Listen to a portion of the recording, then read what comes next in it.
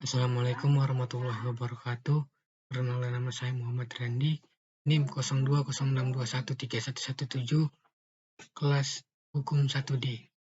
Di sini saya akan mempresentasikan makalah makalah tentang hukum menurut Hukum Perdata dan Undang-Undang Nomor 1 Tahun 1974. Pendahuluan, masalah perkawinan.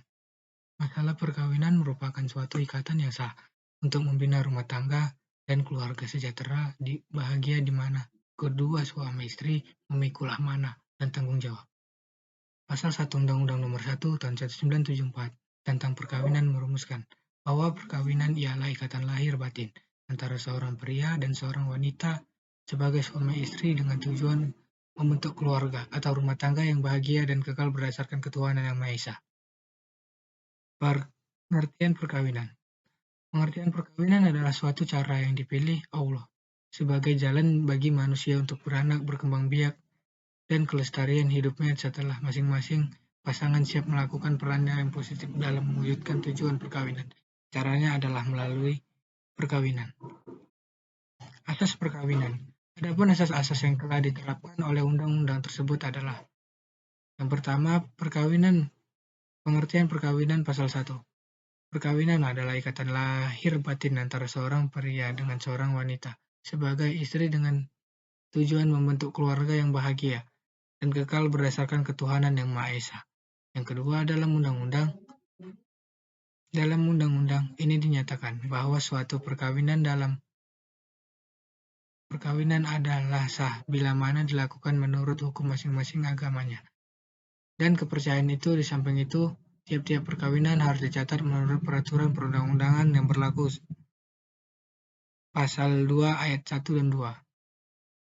Syarat perkawinan. Syarat sah perkawinan menurut pasal 2 ayat 1 Undang-Undang Nomor 1 Tahun 1974 ditentukan bahwa perkawinan sah apabila dilakukan menurut hukum masing-masing agamanya dan kepercayaannya itu, menurut penjelasan 2 ayat 1.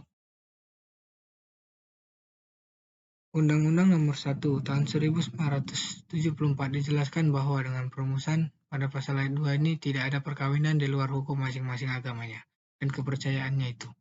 Adapun yang dimaksud dengan hukum masing-masing agamanya dan kepercayaannya itu termasuk ketentuan perundang-undangan yang berlaku bagi golongan agamanya dan kepercayaannya itu sepanjang tidak bertentangan atau ditentukan lain dalam undang-undang ini.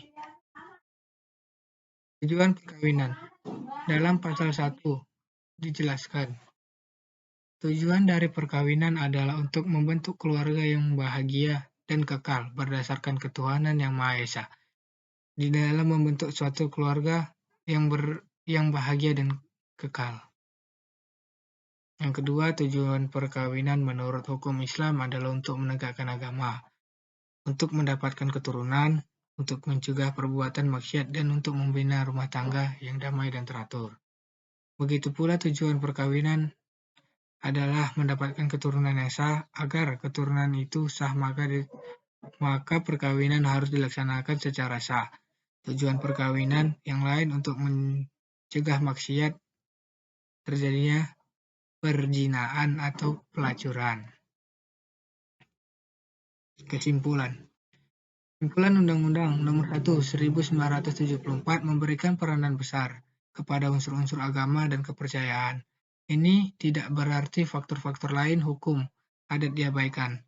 Unsur-unsur agama dan kepercayaan tersebut dapat disimpulkan antara lain dari: yang pertama, pasal 1 Undang-Undang Nomor 1 1974 yang menyatakan bahwa perkawinan harus berlandaskan ketuhanan yang Maha Esa. Yang kedua, pasal 2 ayat Undang-Undang Nomor 1 1974 menentukan bahwa untuk sahnya perkawinan harus dilangsungkan menurut agama dan kepercayaannya. Pasal 29 ayat 2 Undang-Undang Nomor 1974 yang menentukan bahwa perjanjian perkawinan tidak dapat disahkan jika melanggar hukum, agama, dan kesusilaan. Menurut pasal 1 Undang-Undang Nomor 1 1974, harta bersama diurus oleh suami dan istri dan jika perlu masing-masing suami atau istri dapat memindah tangankan harta bersama. Sekian presentasi makalah dari saya.